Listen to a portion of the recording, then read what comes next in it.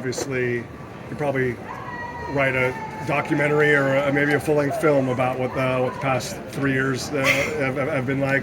Yeah. Please put it in your eloquent words.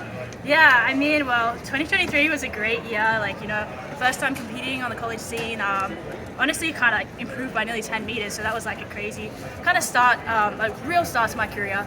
And then last year, unfortunately, got injured, but still made it back. Made the Paris Olympics. That was incredible, amazing, and yeah, like just been building my way back slowly this year. Unfortunately, I got injured again, like after the Olympics. So it's just like injury, compete. That's all right.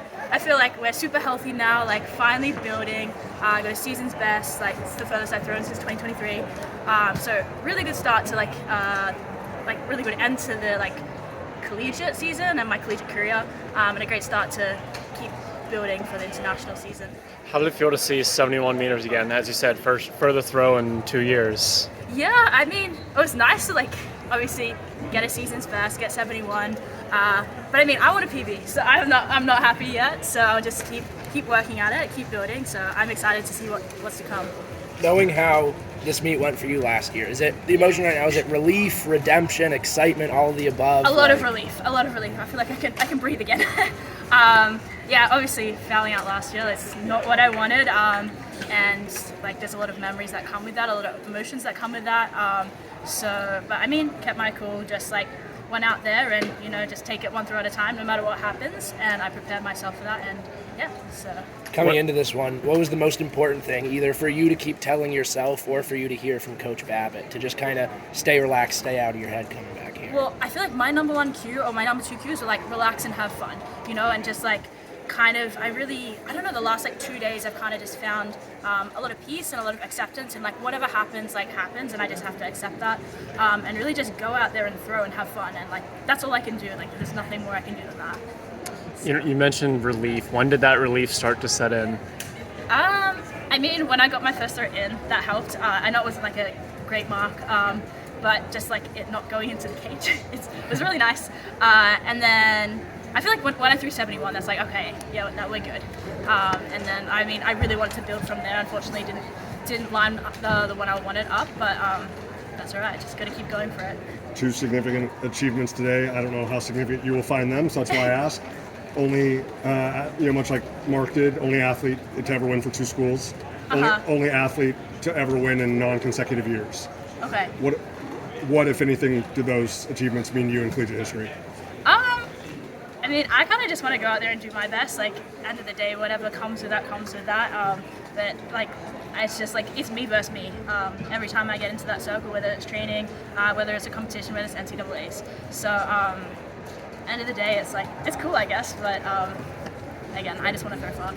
But the fact that this year, unlike 2023, these 10 points are probably the biggest 10 points that you've ever contributed in your career, like knowing what's on the horizon. Yes. You obviously with your 3 javelin throwers later with Kelsey, like, how much pride does that bring you that this is something bigger than Stephanie Ratcliffe, bigger than Australia, bigger than Georgia? Yeah, no, I don't. It means so much to do it for the team as well. Obviously, it's nice to win for me, but like, end of the day, like we have such a good chance at this women's team championships, and I'm so excited to see how everyone does.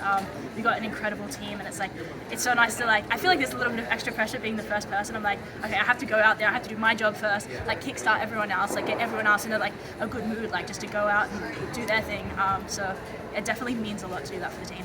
Were there any good words of advice last night for all the girls of Georgia just going in today knowing how much this means? I feel like it's kind of just the general theme of like relax, have fun, trust, believe.